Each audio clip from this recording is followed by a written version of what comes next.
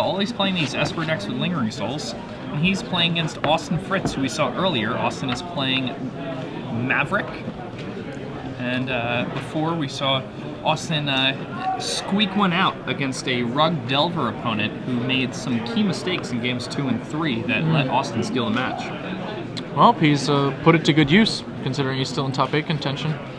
Joe's always playing these Esper Stoneblade style decks at Opens. He used to play a lot of Dead Guy Ale, and he added the blue, and he hasn't gone back since.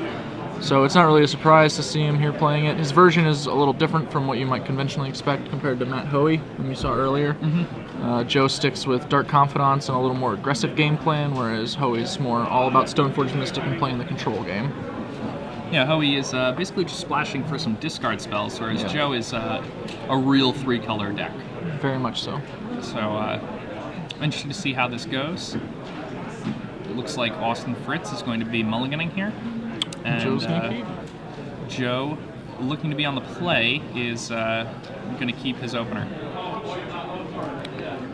Joe actually talked with Matt a lot before the event, interestingly. They were sitting together, filling out their deck list and comparing, and they wound up with very, very different lists, but tried to merge some of the elements from them. And you can see a lot of the similarities. Joe has 4 discard spells in the main deck, although he chose to split his with Inquisitions and Thoughtseizes, and I think 2 and 2. I don't think that's the same split Matt ran, although I'm not 100%. I think Matt ran 2-1 split.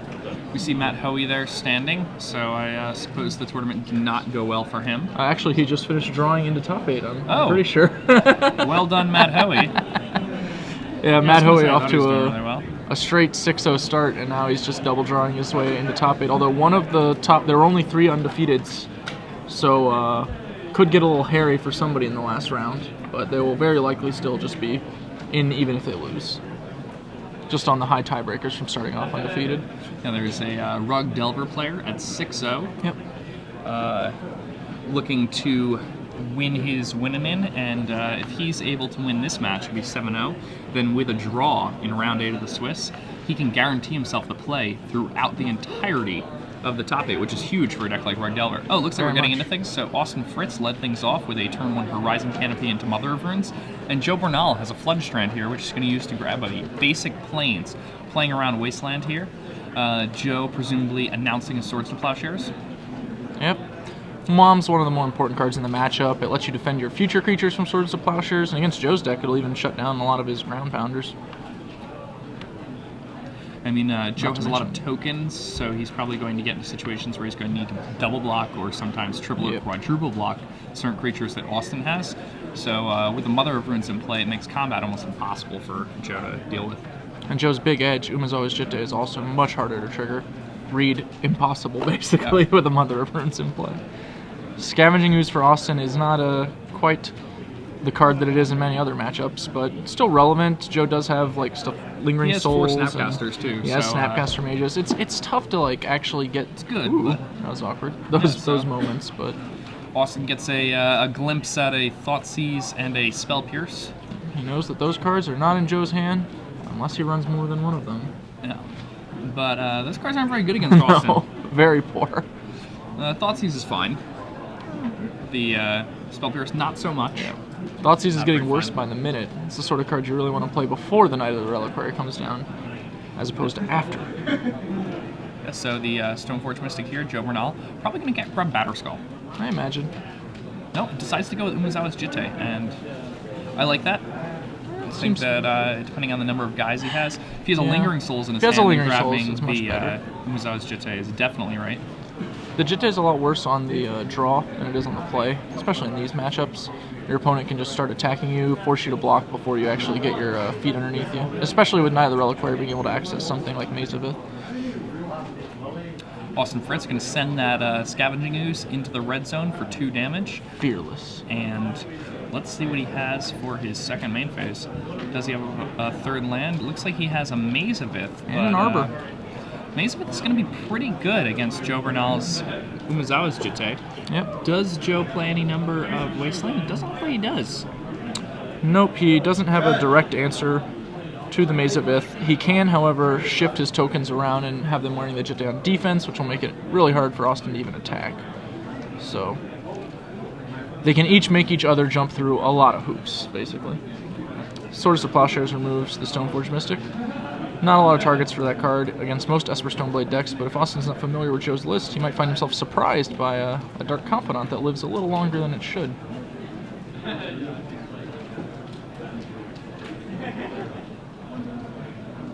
Austin he doesn't really have anything ever to do on opponent's turns other than Swords to Plowshares. And ooze. And ooze activations. But what I was saying was, I think, it's usually better to use that Scavenging Ooze during your main phase to remove that Swords to Plowshares so that Joe can't just play an island and then Snapcaster the sword back. That's fair. Right, he would have to wait till his own turn to go for that play if that was something he wanted to do, just because of the Arbor has Summoning Sickness. Well, you just tap his Farce. Well, no, that's what I'm saying. Like, if he tries to remove the swords during the end step, he can Snapcaster in response. He doesn't, and since he doesn't have 2 green, he can't get the swords still. If he just did it during his main phase, yeah, it's just gone. Safe. Yeah. Swords Plowshares being removed. Looks like Joe doesn't have a 3rd land anyway, so that point's going to be moot for now. No 3rd land, and that means he's on no blue. Yeah, and he sacrificed 2 fetch lands, so decided to get those basics to play around Wastelands, but it's looking like that might hurt him a lot here. The order in which he played his lands is also interesting because he led the Flooded Strand, so that kind of implies he might have kept just the Flooded Strand as his only land, because I would think you crack the Marsh Flats before the Flooded Strand pretty much all the time, right? I mean, usually I would crack if I'm fetching for basics. I don't know, I think it's pretty dependent on your hand. But if we're fetching planes, I feel like, yeah, unless he hasn't played a black spell yet, so we don't really have a reason for the swamp. We can assume he has some, but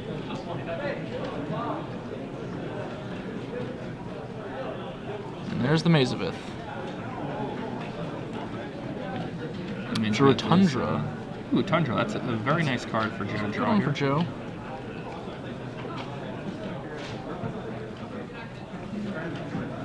Interestingly, now that he has 2 pieces of equipment, the Mazavith is a lot less effective. Yep. Joe can start getting either 4-life or Jite counters, and both of those are real dismal for Austin's chances. However, it won't take a lot of disruption on Austin's part to break that up. And I mean, that's a pretty mana-hungry plan from Joe, so... Won't take much. A Pride Mage here, a random Knight of the Reliquary there. I think we can safely say that Knight of the Reliquary is not available to Austin just yet. Oh! Ooh, and Green Sun's in gets, for 3. Gets, Garrick Relentless! Whoa! Yeah, Joe's gonna Spell Pierce this. Yep, that's lucky for Joe, because that card usually rots. Yep. Man. Garrick Relentless, not a card you see in a lot of Maverick lists. Doesn't interact especially well with the Thalias the deck is known for playing, but in the mirror, the Garrick is probably pretty good, whereas the Thalia is pretty poor. You're just trading Thalias a lot of the time, I imagine. So there we see a wild MC Hammer attached to that Batter Skull. Appropriate for a germ, I'd say. Well, I imagine Joe is going to tap Mazavith here with his Batter Skull, probably. Swords first, so I'm going to start getting into a point of damage with our Stoneforge Mystic too then, unless we hold it open for the Jite. Interesting choice. Joe in really solid control of this game now with that Scavenging Ooze off the table. Joe has a Batter Skull on the table, he has a Jite in hand, and he has a Snapcaster to flash back that Swords to Plowshares. Looks like he's also got a Jace for when he finds a second blue source. So Joe solidly in the lead here. If he had, man, he plays Jace and he fetched up basic plains, basic swamp. I think it's reasonable to say that he probably didn't have the Jace in his hand when he went playing swamp here. Fetch land. Oh, is that a fetch land? I think it is. Well, we're gonna pick up Jite now. Both of our guys are sweet, and we're sending both. Austin probably just has to maze the Mystic here. Yeah. 4 life's a lot easier to beat than 4 life or whatever else you want to do. Yep. Is he gonna get hit for 4 here? Bloodstrand. I think Joe's also riding on a Brainstorm, so I imagine he's planning to Brainstorm during the end step, set up for that Jace on the next turn. And I mean, that Jace is just gonna be free and cleared. Start Fate Sealing. Didn't even need it. Austin is content to fold from this position. Yeah, Austin's hand not very good there. And Joe, despite missing that 3rd land drop, was able to just take that game down pretty easily. Yeah, it happens sometimes when your cards are Stoneforge Mystic, which is pretty much all he needed to do. Yeah, now post-board, Austin has some nice ones here. He has Linvala, Keeper of Silence, which is, you know, he's probably expecting cards like Vendilion Click, and Linvala matches up well against those. Linvala also decent against Stoneforge Mystic. Thrun the Last Troll is another card he might bring in here. Path Exiles are probably good. Although, I mean, Joystick's pretty mana hungry, but I don't know if Austin knows about cards like Lingering Souls and whatnot. Yeah, it's hard to know. It's hard to know how Austin's going to sideboard because he's not facing an opponent he should be used to. Like, this is a very different kind of Stoneforge Mystic deck than most of the ones in the room. Yeah, I mean, he's definitely going to bring in his Grip. That's the one card we can absolutely count on him bringing. Pretty sure. Here. Joe Bernal, on the other hand, has access to a Path Exile, Diabolic Edict, 2 Perish. Those are going to be huge here. An Engineered Explosives, an Oblivion Ring, and I think that's all he's going to bring in here. It's probable. I could see if he had Trinket Mages, which is a card he was considering playing, maybe a Nihil Spellbomb because it turns the Knight into a very tiny man. But I don't imagine he'll be bringing them in since he decided not to make room for Trinket Mage. Trinket Mage is a pet card of Matt Hoey's, and it was one of their bone of contentions in building their decks. I think Matt wound up running one still. But Joe was I don't think Trinket Mage on the sideline. I don't know if it's good or not. I honestly don't play the archetype enough. I know that Matt's a fan. It worked for him at the St. Louis Open, and it has thus far apparently worked for him here. So yep. It's hard for me to evaluate. I'm not impressed on the merits of just the idea of this Grey Ogre that tutors for some really situational cards. But if it's working out, it's working out. Hard to argue with results. Actually, that's not true. It's really easy to argue with anything, but it's hard to win. Players in the draft challenge, your pairings for round 2 are now posted. Once again, draft challenge competitors, your pairings for round 2 are now posted next to the Garuk banner. Joe's taking a while to sideboard. He has a lot of singletons. He probably is trying to decide, you know, man, is Path better than Diabolic Edict? Do I want this Oblivion Ring? I'm curious what he's siding out. The Spell Piercers seem like the most likely candidate right off the bat. Yeah, you can expect those to come out. Zealous Persecution's insane here. Yeah, it's very good. His discard spells are kind of bad against Austin. Probably Liliana of the Veil, and then I imagine the Thought Seizes, but maybe keep the Inquisitions. It's kind of what I'm feeling. I mean, I like Liliana Veil here, I think. You do? I don't know. It's like Austin's got so many little idiots. You can just throw one of those away. It doesn't matter. I mean, it's always like going to be at least a 1-for-1, and there's so many situations, especially with like Lingering Souls, where you can get a pretty big advantage out of it. I don't know. I'm not a big fan of a sorcery speed 1-for-1 at 3 mana in Legacy. And I agree the +1's kind of handy with Lingering Souls, but just casting a Lingering Souls is going to be better than casting a Liliana and discarding a Lingering Souls a lot of the time, I think. Depends on how much you value the blockers on the table, the attackers on the table. I mean, I think on the play, I think Liliana definitely stays. On the draw, may come out. It's also really rough against his Thalias. Like, Joe actually can not care that much about a Thalia with his normal strategy. Like, it's annoying, but he can win through it. But it makes it a little harder if you're filling your deck with more cards like that. Yeah, I can see him taking out Jace, the discard spells, and Spell Pierces. That's too many cards to take out even. So he's got I a think mix of discard stuff. spells and Spell Pierces come out before the Lilianas come out. It's reasonable.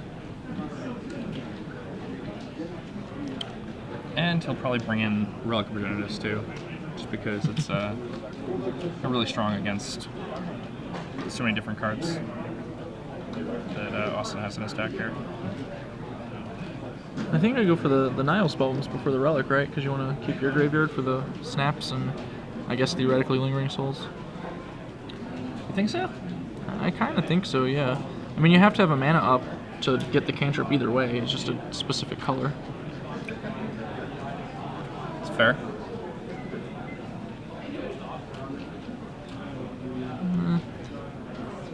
Yeah, I'm not sure about those. I like Nile Spellbomb more than most. For any of you listening, it's one of my pet cards. Commander, I probably play that card more than any other card in my entire deck.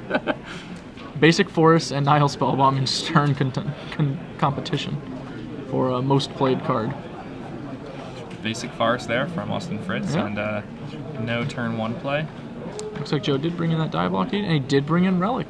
Does have the Relic of Virginitas here. Yeah, pretty much.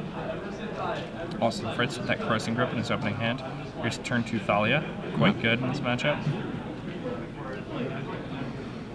And a Polluted Delta from Joe. He's just going to pass the turn. Oh, no. It looked like that was a hand motion to pass the turn, but I could be mistaken. It could be an announcement of something. Perhaps crack Polluted Delta. Yes. It'll be interesting to see what land Joe fetches here. I think he just drew the Delta, so I don't really have a good idea on the composition of his hand. But he's getting a scrub land. Okay. And there's a Stoneforge Mystic. It's pretty good. It matches up very well against that Thalia.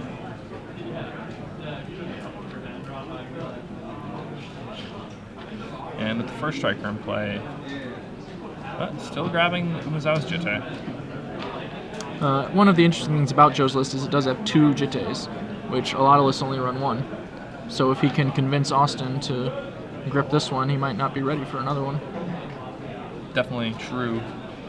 And, I mean, imagine Austin's going to want a Crossing Grip Muzao's Jitte if it's ever going to connect. Also, having his own Jitte can keep Austin from deploying one, which is not insignificant, especially in this position where Austin's going to hit 4 mana before Joe can equip a Jitte, assuming Austin doesn't miss land drops. Alright, so Austin, it does look like he has Goes for the white source. Going to take out that white source.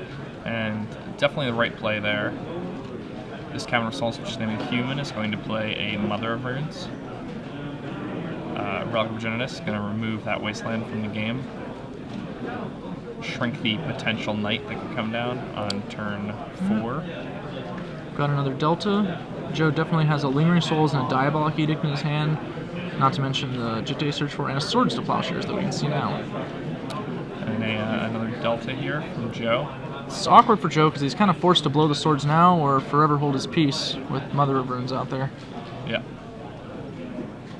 I can't imagine he's pleased about that.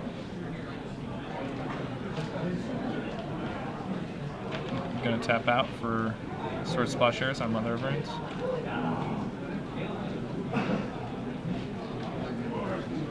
So Joe grabbed the Tundra this time. So he wanted to make sure he had black mana no matter what the first time he searched. But this time he's content to let it go. Yeah, does he only have... He only has 1 scrub land in his deck, so I think he... scrub land is probably the optimal land, but forced to grab a Tundra based on the fact that he only had 1 scrub land in his deck. Savannah coming down for Austin Fritz, leaving 3 mana open. And he's going to be able to Crossing Grip something here, if he needs to. Relic of Progenitus. Got it. Inquisition. Ooh. Well, there's a Thalia in play. We need to tap another land there. Yep. Yep, alright.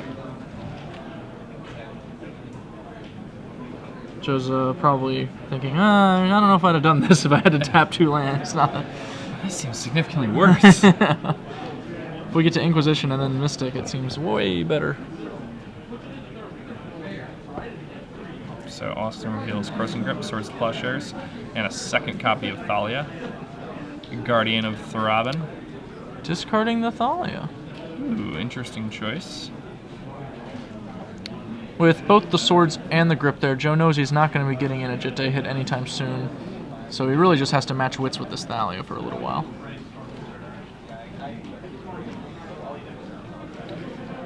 I mean, able to take out that second Thalia, so once he's able to Edict, he'll be okay.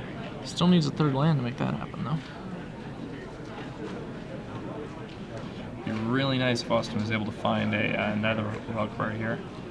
I believe he does have the Greensun Zenith. Yep, but because of his own Thalia, he will not be able to cast it for night. Oh, that's true. Yeah.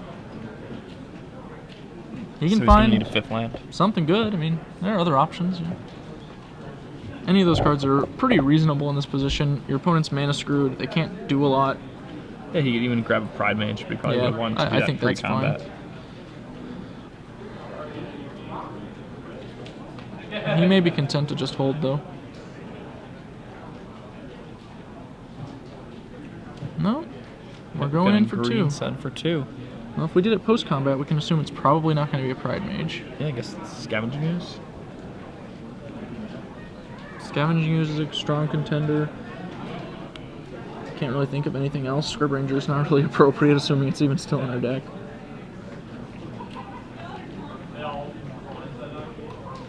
I think Pride Fauna Mage Shaman just could been be the best card. Yeah, Fauna Shaman could definitely be worthwhile. contender to No, hit. getting the Ooze.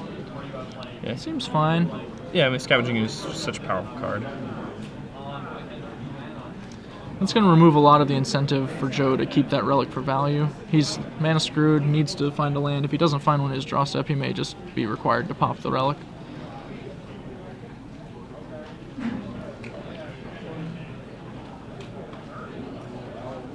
So, What was that we picked up? We halted a little on it. I don't know. Might have been a Parish. Can't see that well. Parish is going to be hard to cast this game. At least in the near future. Can't really tell what he's gripping there. It looks like a black card. Not really sure. Joe's probably going to cash in this relic. Yeah. Is indeed forced. That didn't really pan out for him there. No, not at all. Well, after investing 2 mana, he managed to draw a card on turn 5 or something like that. So Joe going to 8 here after Austin's attack. And in trouble. Austin with a Noble Hierarch. I have a feeling it will resolve. One might expect it to. Stoneforge Mystic. That's a Liliana of the Veil, I believe, is the black card he drew. So that's uncastable, whether he finds a third land or not. Yeah, At this point, we know that he didn't. Before I can do anything about that. Austin's Batterskull. still rocking 2 solutions to Batterskull, so that's not going to cut it.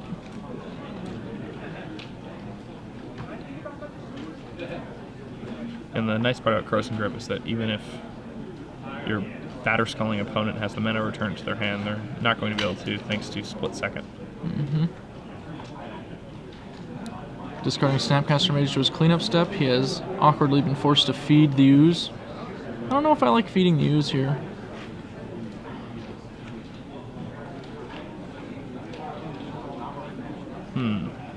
Like, I would be fine double blocking the Ooze if there are no creatures in play when he swings with both creatures. So that forces him to lose a point of damage by just sending one of the guys with Exalted. But now that the Snapcaster's there, he can just swing. The other play Joe can make is double blocking Thalia, which is, I guess, okay, but it's curious. Doesn't do any of those things. I feel like the double block on Thalia is fine, right? I mean, it forces your opponent to play the swords. You have to kill those creatures anyway, though. Scavenging Ooze, going to become a 3/3 here. Joe falling down to 3, assuming he's taking this damage. He's in bad shape. Actually, I can't think of anything he can do at this point. Maybe draw Caracas Thalia after attackers, and then drop in the Batterskull after chump blocking. Mazavith kind of shuts off his ability to gain life on the attack, though. That play really just makes him dead a turn later, more than anything else. And it also involves him just peeling his one of Caracas, so. Yeah, I'm not really sure what Joe's game plan has to be here. He needs to run some lands in a row, but at this point, it's getting late. Yeah. He's on 8 cards as he passed the turn, too, I think. I may have miscounted that, but... He could have 9 cards and he's not winning this game, to be totally fair. Yeah, that's Can't 8. tell. That is 8? Yeah. Lingering Souls value! I'm certain that we'll untap with that. Never been so sure of anything in my entire life.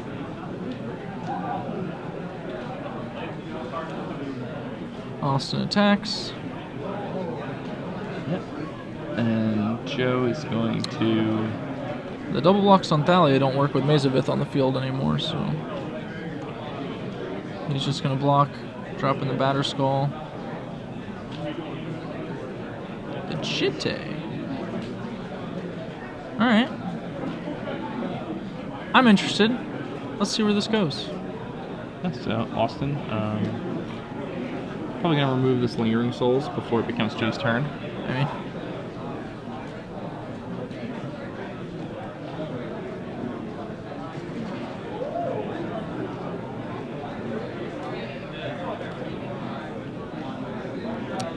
Island. Game over. Right? Like now he wins?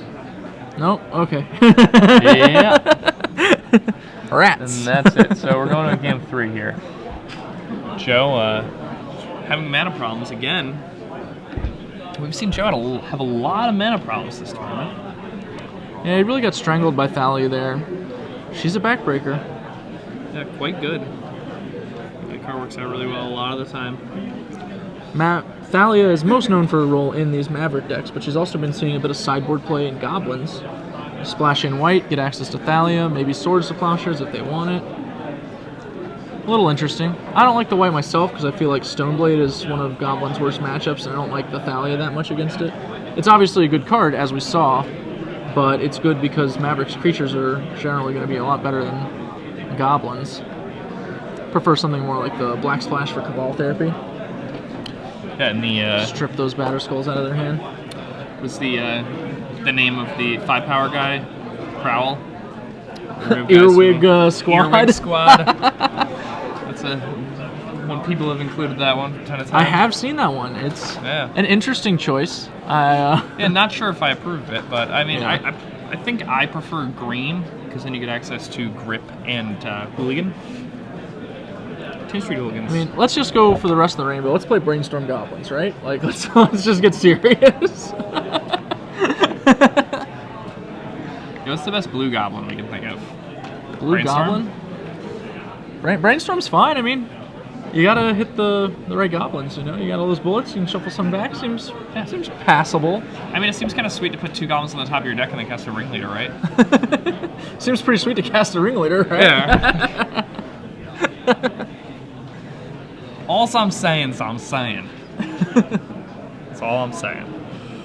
Man, nobody's ever tried Blue Goblins that I'm aware of.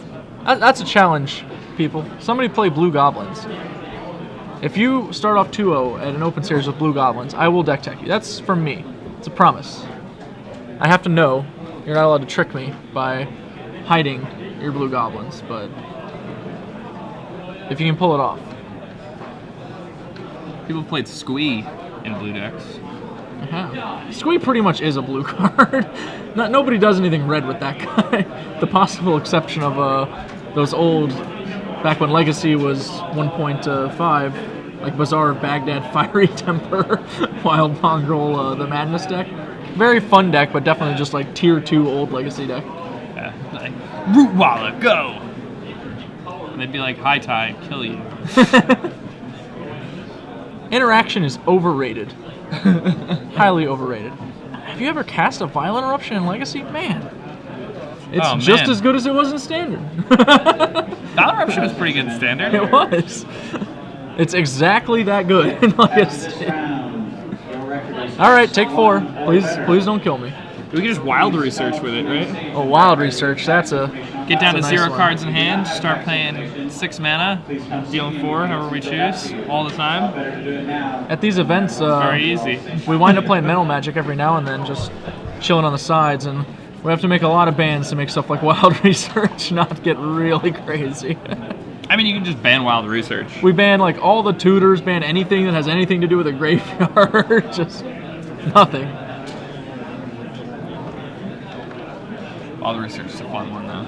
For you guys who Classic. like to play prison style, get crazy with it. Wild Research is a good one in Mental Magic. People miss on 2 in a red.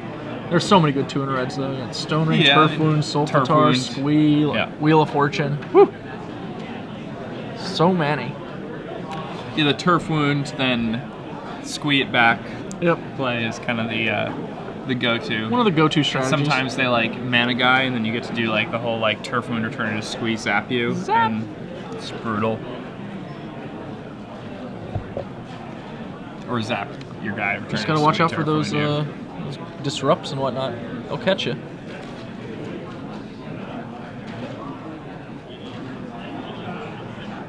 I like Cycling Complicate. That's one of my favorites. Cycling Complicate's a good one. You've also got Force Void for when your opponent has already cycled Complicate. Alright, so a Noble Hierarch for Austin Fritz. And Joe just building up his mana here. Just some lands. Nothing but lands. Noble Hierarch Austin. survives. What does he have? Austin's got a lot of lands too, doesn't he? Whoa. Yeah, it looks like he's got Looks like 3 duels and a plains. and he's attacking, so I suppose he does not have. Chose not to try to cast that knight in turn 2. Just I can't really interact with that much. Yeah, but So. Austin might be in fear of something. It's hard to know what he's thinking at that kind of play. Yeah, I mean, you can obviously make an argument for playing around removal spells. He may be concerned about Perish. Maybe he just didn't want to immediately offer a 2-for-1 that would cripple his hand. His hand's just Thalia Knight, so if that Knight goes, he's all in on a Thalia. He can swing for 1, play the Thalia now. She'll trip Joe up a little bit and give him a beater that can survive a Perish. Hey, does he have Thalia in hand? I believe so. I believe his hand is Thalia, Knight, and then a bunch Lands. of lands. Yeah. And you are Yep. correct. Brainstorm in response. And it doesn't look like he found anything that he could use to stop that Thalia. Eh, But he may have already had something in his hand. I don't think he's too concerned with it. Yeah, just gotta shuffle away 2 of the irrelevant cards in hand. Looks like he threw back land and Snapcaster Mage there. That was what I thought I saw. Oh wow, Joe is shuffling away Snapcasters. I can pretty much Hand wager must be dollar good. to donuts that Joe's probably gonna win this one. You know, it's funny actually. We were watching during the Standard Open top 8. One of the players, I watched him ponder 3 times, keep 3 times, and then lose the game. And I was like, man, I feel like that's not supposed to happen. Yeah, you that's know? not really supposed to one of those was probably a shuffle. It's one of least the things about those cards when you're throwing back the goods and you just get to pick everything. You should be picking the things that win. Searched up basic swamp here. That kind of also implies he has a potential for Perish. So he wants to make sure he has access to black. Or maybe he has a Liliana and wants to keep double black online. Brainstorm. There's that Relic. I have a feeling we're throwing back Relic of Progenitus for starters. Maybe something else. He probably assumes that Austin doesn't have a knight because Austin didn't play one. That devalues the Relic in his mind as well. Well, who knows? Maybe Joe's just a master and still has it. And Liliana in hand for Joe Bernal. Yeah, so that explains the swamp. That's probably the reason he wanted to make sure to get Yeah, an let's extra make one. sure he has double black there. And if he does have a Perish in hand, does he? I don't know. I can't Yeah. see. He's got Plains. I think he has Plains, Jitte, Liliana you said you saw, and something else maybe. So, Austin getting in for 3 now, this Thalia, thanks to Noble Hierarch's Exalted Trigger. Yep. Dropping Joe down to 15. Only 5 more attacks from that Thalia to take Joe out of this game. Well, there's our knight. Knight This of the one. Reliquary. The Reliquary is a good card. It's playable, I would say, in that it can be played in decks legally. Yeah, remember when we used to play? Remember when we used to play with Doran? I didn't mind playing with Doran. I played with Doran in a Pro Tour. It's a sweet card. I never did. I played with Wooly Thoktar at Nationals once. Wooly Thoktar. Ooh. He's the only person in Nationals playing with Wooly Thoktar. I believe you. Nobody else went that route. Wooly Thoktar was the kind of card that I always wanted to play with and could never justify. So it just looks so sweet on the merits. Doran, you know. You're just like, sweet, undercosted fatty. Let's go. Engineered explosives, I think I just saw. Yep. Yeah. And pretty diverse casting costs across Austin's board here. Let's see what we can see. We got a Snapcaster, a Planes, and Engineered explosives. And if you're Austin here, the next turn with all these lands, if Joe lets that knight survive, Something big. is that gonna be something very bad? Is that a perish? Nope. No, it's an engineered explosives with 3 counters on it. How many counters? 3 counters. 3 counters. Alright, so Thalia, Guardian of Throbbin. A little bit of a shout out to Gerard there, in case you're watching. Austin's probably going to kill that thing if he can, but I don't think he can. He drew another knight, I believe. So, Yeah. that's pretty much going to lock up what he's going to do here. I imagine he'll knight for a wasteland and take Joe off blue mana. Yeah. He could attack, but it's not for very much, so it's better to just strand your opponent on 2 of their 3 colors. At least that's what it attacking seems. for 5 and 3 here. Yep. Not huge. Yeah, it's not really that big. Whereas the implications of wastelanding Joe's only blue source, definitely a bigger play in this game. Fetches for Dryad Arbor. It's interesting. What's this game here, I wonder? It's an early fetch, like, he obviously can assume at this point that Joe doesn't currently have a Perish, because that would probably have been better than this Engineered Explosives. But at the same time, you kind of have to keep in mind that there are cards on top of Joe's deck still. Yeah. Fresh ones at that. Brainstorm. Fresh ones. Oh, we're just sending. Okay. Yeah, I mean, I can appreciate this play. Drops Joe down to 8 with that attack. aggressive. And depending on what's in his hand, and I think he does have another fetch land, that means Joe's dead next to the Engineered Explosives points from being dead on board. But that's the thing, like, it's still 3 attacks from this position, right? Like, yeah. that's kind of why I don't like it.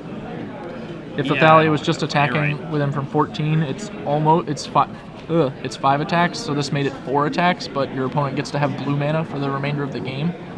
I mean, Joe Brainstorm shuffled twice. You can't really be expecting the catch him off guard. I hope he doesn't have anything planned to be working. Yeah. We're going to go ahead and pop our Engineered Explosives here.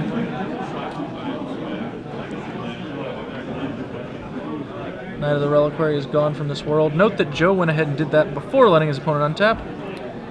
He wants to keep his blue mana. It's a good idea to do it that way. Alright, so Thalia can come in for another 3 here. Perhaps more, depending on what Austin's draw step offered up.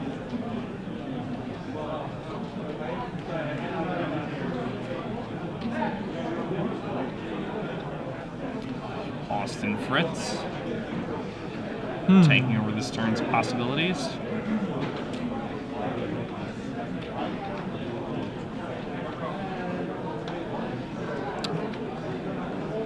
Goes ahead and uses Snapcaster Mage to block a Dryad Arbor. Yep. Trade up. You know, it's not always the glamorous plays that win the games. Ambush Viper's Fangs, just as sharp. Joe dropping down to 6 here from that attack. Austin probably expected something more like a Swords on his Thalia here, but doesn't mind having ensured he got through damage. None of Austin's creatures represent a lethal clock, although they're very, very close at this point. I mean, next turn if Austin can attack unmolested, he will kill Joe, but that's not going to happen. As we pointed out, Joe has Brainstorm shuffled twice. There's no way he has nothing. I don't know. That looks like a man who doesn't have a lot. Doing a little math. I think he has. It's confusing to me. How is that even possible? Hey man, sometimes you don't have the crowds. Oh man, you can't be playing all those discard spells in your Stoneblade deck. What are we playing here? Lingering Souls. Okay. Well, our plan is block and come up with a new plan. A reasonable plan. Be block and come up with a new plan. At this point, if I'm Austin, I'm probably thinking stranding my opponent off blue seems pretty good when this is the best he can do. Also note that if he wastelands a land, Joe will have to peel both Perish and a land in order to perish, which is not humanly possible. Did the knight get blocked? Okay, during combat he's mazing that knight. Yep, that's going to be pretty bad for Joe. And now Austin using a neat interaction there with Knight of the Reliquary and Mazovith. After the Knight of the Reliquary has already dealt its combat damage, you're still in the combat step, so you can use Mazovith, untap it, and get an activation out of it. But no activation. Interesting. You're waiting for the end step here. Yeah, what did we have to do that's better? Does he maybe fear... I don't know what he fears. Does he have a way to stop Joe from going like Jete Equip? So that's like one of the few things I can think of him being scared of, but he's already gotten the maze and it's tapped, so yeah, I don't really know. Yes. I'm not sure. Yeah, I think I really like just wasting Joe off his blue source here. Not just his blue source, also his fourth land to let him cast spells.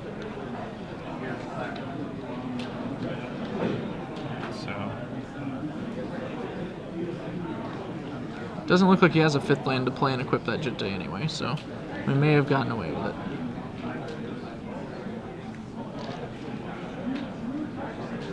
Alright. And Joe tanking a bit here. I think he may pay 3 to get an Umezawa's Jete onto the table. No, instead paying 4.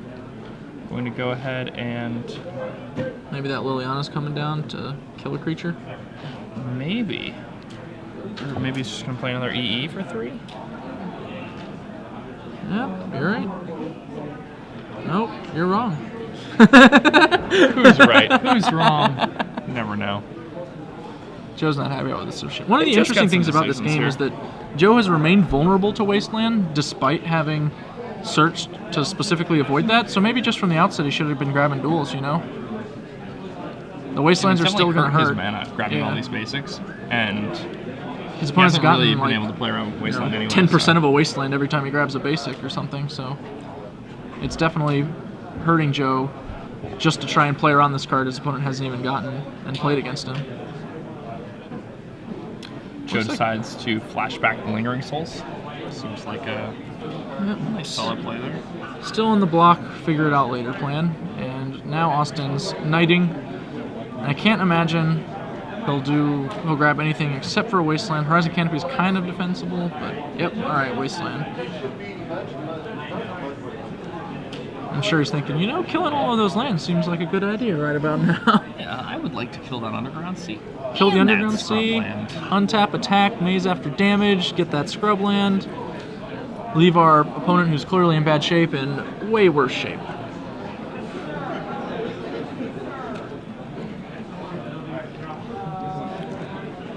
Alright.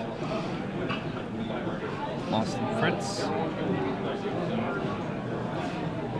Going to draw a... Magic card. Magic card, Horizon Canopy. Not necessarily the magic card he wanted to draw, but the good thing about that magic card is that it will allow him to get another magic card. It's true. It's like 2 magic cards. And really, we didn't even need a magic card in this game. We're pretty far ahead. I'm not sure what Joe can have at this juncture to really turn the board around. Oh, I mean, he's definitely still in the game. I don't know. Once he goes down to 2 lands, like, what's he peeling? I guess the Thalia is still in play. Yeah, with the Thalia there, it's just... He has to have... Like, we know he doesn't have a Perish or a 5th land, so he has to draw, like, all of the lands again and the parish, and he has to still be alive when he's done doing all of that. So we need like block blue source brainstorm or something like. And I think Austin should get that wasteland now. I agree. Note that if you go ahead and destroy the scrubland now, you can safely play the Scavenging Ooze sitting in your hand. And there will be absolutely no perishing happening next turn. 0 perish. If Austin decides to activate this knight right now. Good evening, Magic. Looks like that's exactly what he's doing. At this time, the StarCityGames.com sales would like to mention that they will be closing up shop at the end of the Swiss round. Austin, intent on having all of the fun in this game, will be removing Joe's ability to have fun. Yes. Austin's such a fun monger. After which time we need to pack up and make our way back to Roanoke. Thank you so much for coming. Joe with just a plains and a swamp left in play as lands. Hope to see you soon. Another Thalia for Austin. Went ahead and used his floating mana to play the Canopy, but declined to drop his Scavenging Ooze out there. Surprising, I mean his opponent is at 2 and has 2 blockers. Yeah, I agree. So. Presenting lethal seems like a better plan here. So Joe can fetch up a basic here.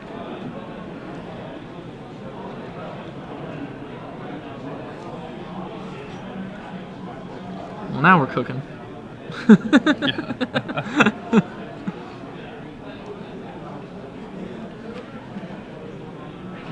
Well, let's see what Austin decides. Joe passes the turn. He doesn't have any sleeves, but he might have a trick.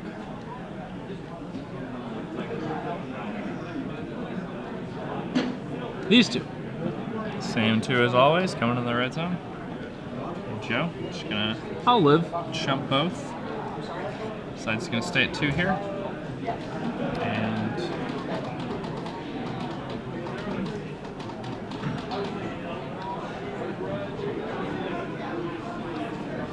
How did Austin draw? It seemed to imply like something over block. Maybe he drew a swords and was like, oh, I guess I should have got that guy. What's that? Thalia. Nope. Well, he had the Thalia last turn, right? I don't know. It looks like another land, I think. Yeah, we flooded this game. For Austin, Joe but falling to 1. Not much different from 2, considering his position. You know, Zendikar basics are pretty. I'll give him that. yeah, they look Wonderful very choices. nice.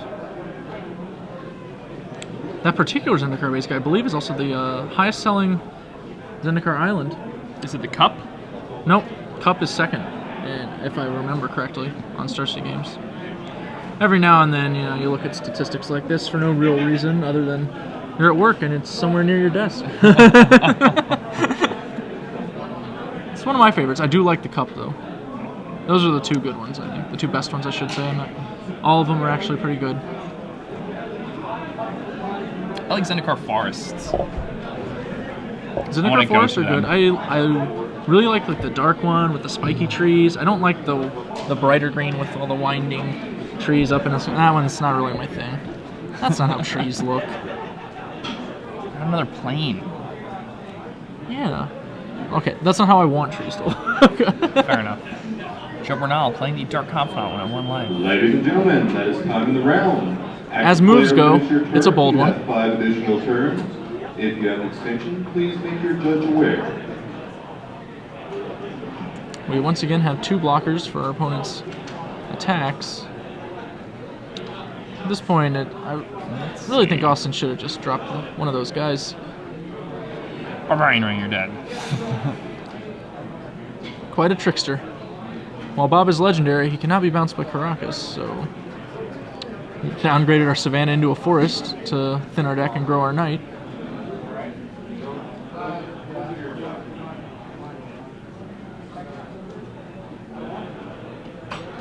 The original full art land, unhinged over here. So what do you think? You think he passed the turn? No. He definitely bashed the both. I don't know, man. That's maybe he wants to allow Joe the honorable death on SCG Live. Nope, no honorable deaths here. Predictably, Joe will block. Yep. Joe gonna bin both those guys. Austin accruing lots of card advantage just by doing a whole bunch of nothing.